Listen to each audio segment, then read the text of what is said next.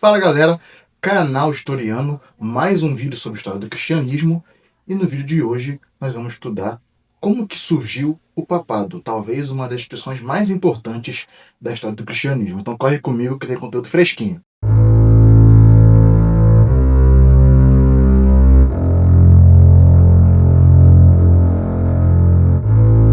Então pessoal, a Igreja Católica Apostólica Romana talvez seja uma das instituições mais importantes, né, para se compreender, se entender o Ocidente, a civilização ocidental. E não tem como pensar a Igreja Romana sem a figura que é central em seu governo, que é a figura do Papa. E hoje nós iremos estudar as origens do que nós chamamos de papado. O primeiro ponto que a gente tem que ressaltar é sobre qual período nós estaremos falando. O recorte temporal que nós estamos fazendo aqui se situa entre os séculos V e os séculos VI. Mas antes de a gente poder estudar esse período, esse recorte, é necessário ressaltar que na história do cristianismo existia um antecedente, diversos precedentes, para alegações sobre a primazia de honra. Vale lembrar que o cristianismo ele nasce no contexto do Império Romano, e durante seu surgimento, Roma era a cidade mais importante do Império, a cidade mais rica, mais poderosa, mais influente, e quase que uma consequência lógica que a igreja da capital também fosse a igreja mais importante. Então, existiam diversas alegações feitas por teólogos, por pais da igreja, de que Roma deveria ser reconhecida como uma espécie de prima entre pares, o primeiro entre iguais, uma honra dada à diocese, à Santa Sé de Roma.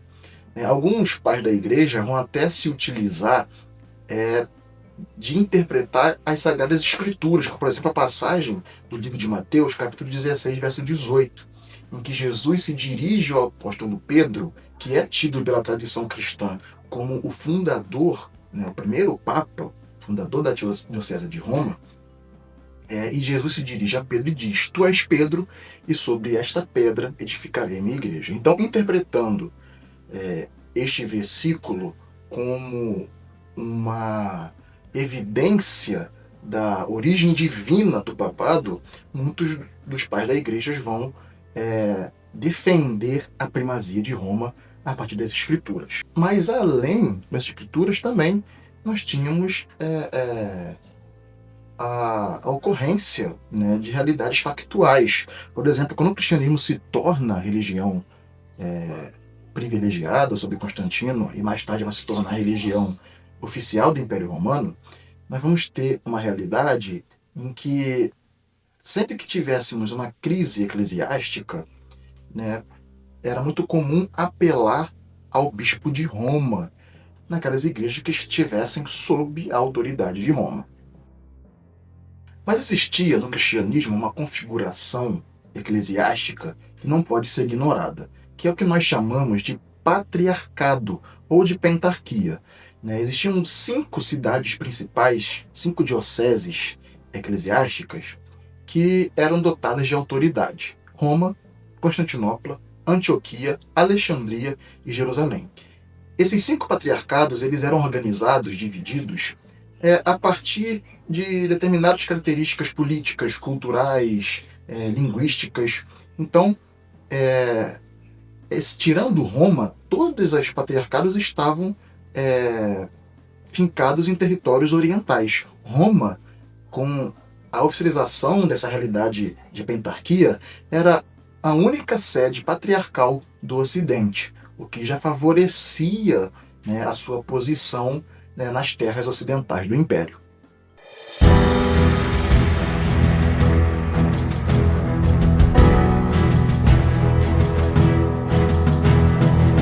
Esse período, que corresponde entre o século V e o século VI, que é o período de consolidação do papado, era um período de muita turbulência política.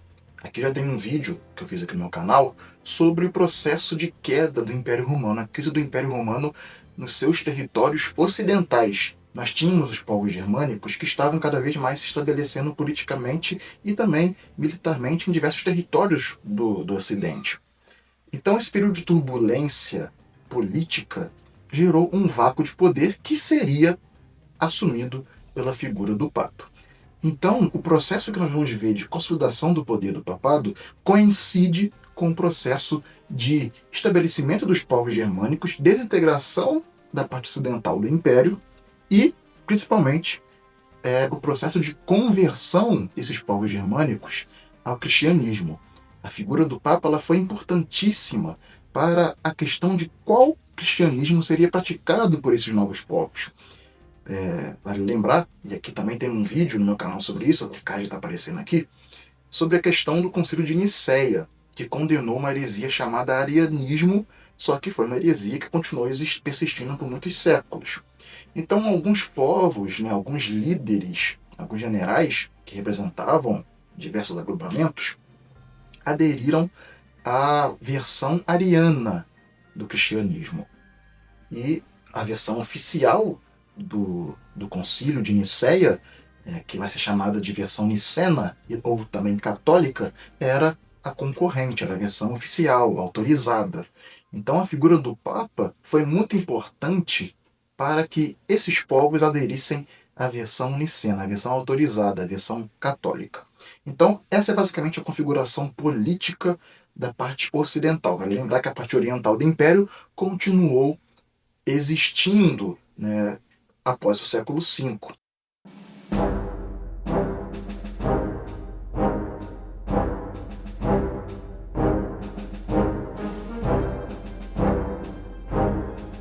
A Península Itálica, que era o território que sofria maior influência do Bispo de Roma, é um caso, é um exemplo, um estudo, a gente pode fazer aqui um estudo de caso, desse exemplo de conturbação política.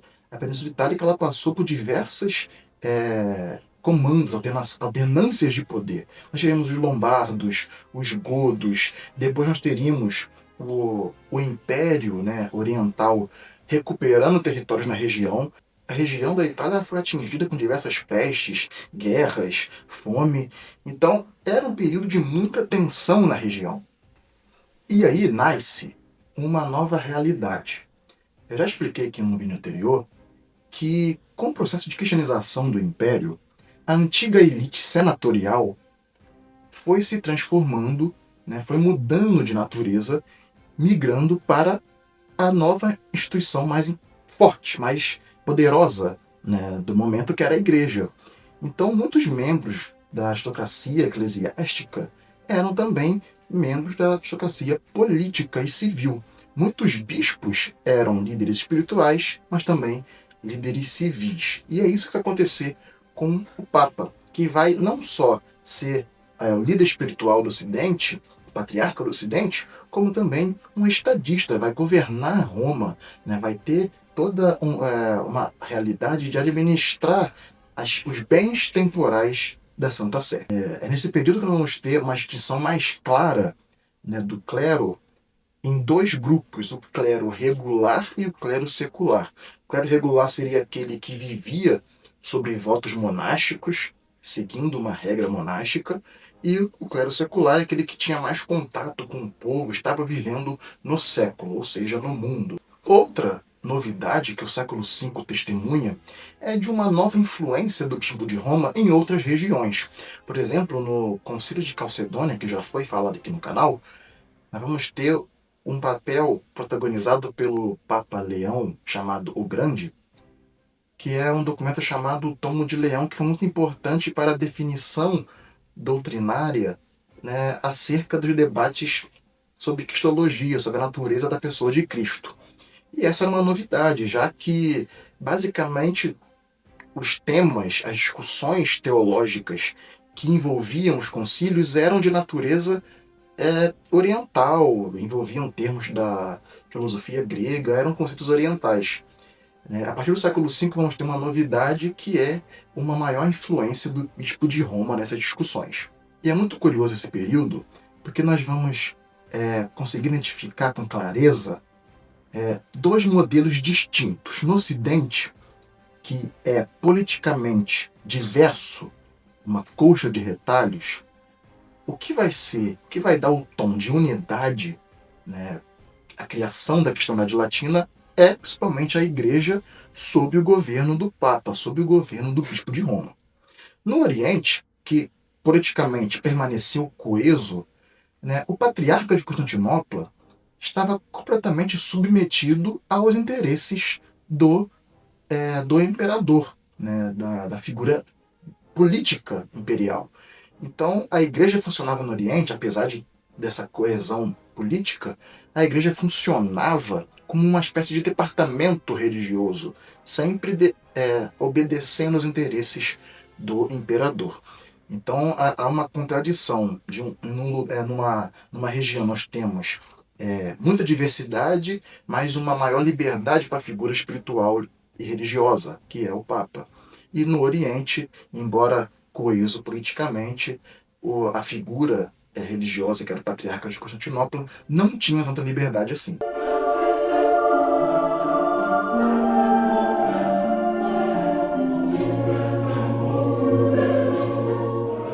Mas quais foram os principais pontífices, os principais papas, nesse processo de institucionalizar essa nova realidade? O Papa Inocêncio I, que governou do ano 401 até o ano 417, portanto logo no início do século V, ele agiu de maneira que reformasse essas regiões eclesiásticas, para observarem o rito latino. Os patriarcados eles eram divididos, como eu já disse, a partir de realidades culturais, políticas e linguísticas. Então nós tínhamos diversos ritos, e nem todas as igrejas estavam seguindo um rito latino que era orientado pela Diocese de Roma. Então Inocêncio I foi muito importante para esse processo de observância do que nós chamamos de praxis romana. Então, Inocêncio I pode ser tido como um pontífice que contribuiu para essa realidade de oficialização do papado.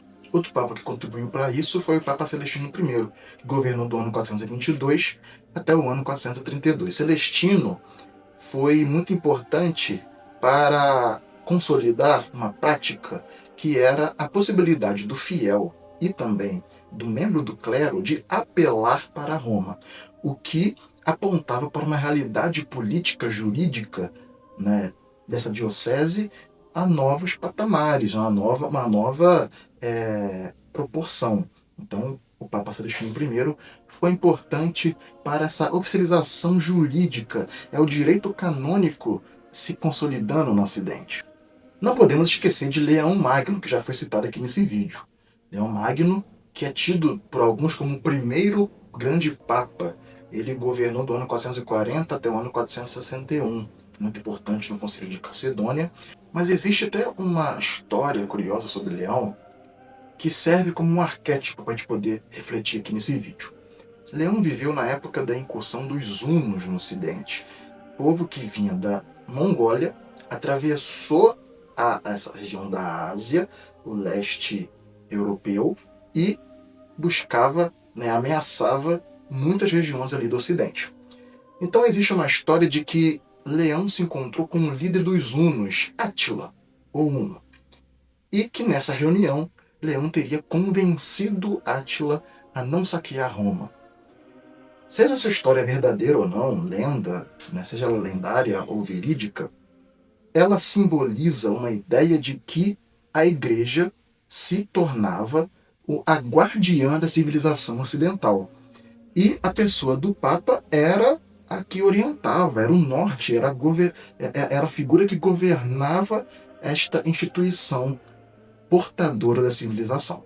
Porém, não há dúvidas de que foi o Papa Gregório Magno, ou Gregório Grande, o grande responsável pela oficialização do papado como realidade política eclesiástica no Ocidente. É como se fosse aquela batida de martelo que vai definir o papado como realidade praticamente incontornável. Gregório, como muitos bispos da sua época, era um membro da aristocracia romana. tinha uma certa erudição, foi instruído muito bem e também viveu, né, a vida monástica. Ele serviu como monge, no mosteiro de Sant'Andrea, na Itália. Então ele tinha essa realidade, essa figura, basicamente, de duas naturezas: um homem das letras, mas também um homem da igreja, um homem da aristocracia, um homem da administração civil também. No ano 573, Gregório vai se tornar governador da cidade de Roma, ganhando experiência, né, na administração da cidade.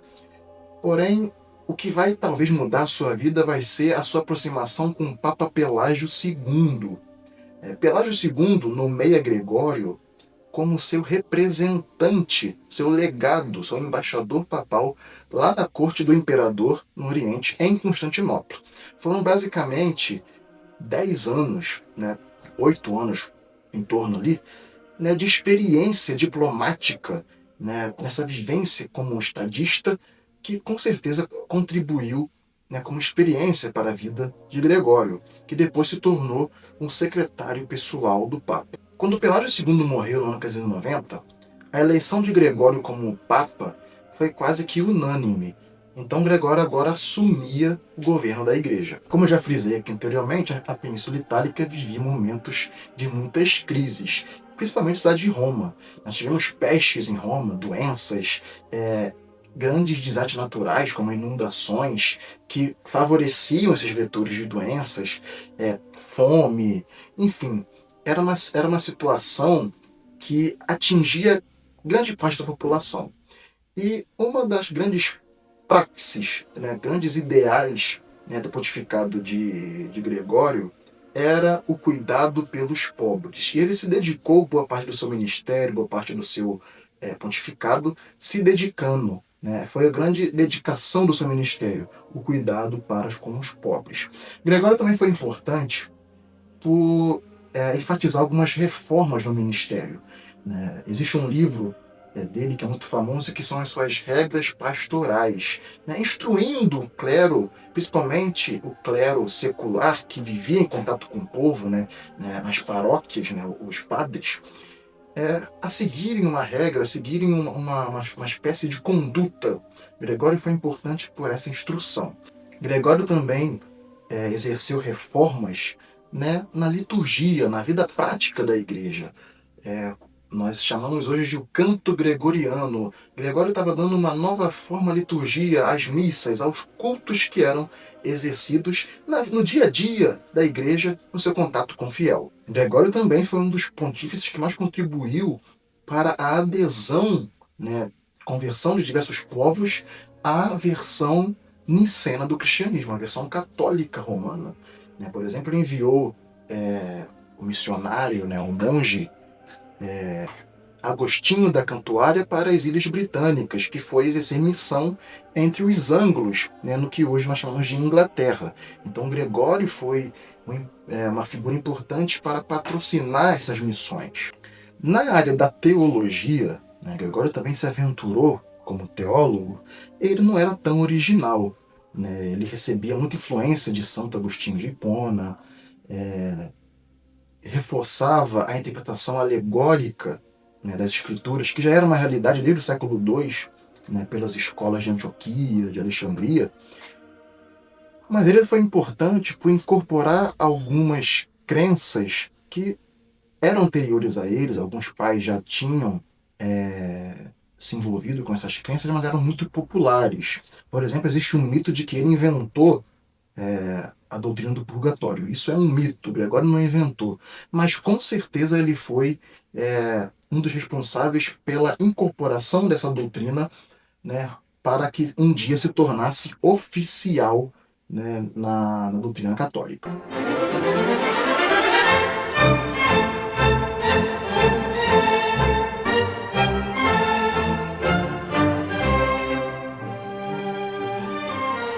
Gregório, com sua política, com suas ações, né, estava lançando as bases para o que seria a cristandade latina. E aí um caminho que a igreja vai se organizar, né, na figura do papado.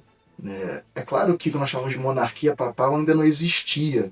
Isso vai ser, né, na Idade Média Central e vai se consolidar cada vez mais. Mas em relação à antiguidade, nós tínhamos agora uma nova realidade. Nascia a cristandade, nascia a República Cristiana, principalmente, que vai definir as condições para o Ocidente no período que nós chamamos de Idade Média. Então, pessoal, esse foi o nosso vídeo. Espero que você tenha gostado. Né? Curte, compartilhe, comente aí o que você achou interessante no vídeo, mande para os seus amigos. E o nosso próximo vídeo, nós iremos discutir a questão do monasticismo. Vamos dar mais espaço para a figura de São Bento de Núrcia, que foi outra figura importante. Né? O monasticismo é importantíssimo para a gente poder entender o Ocidente e entender a Igreja Latina. Então, muito obrigado por esse vídeo, por você ter me acompanhado até aqui. Que Deus te abençoe e até o próximo vídeo. Valeu!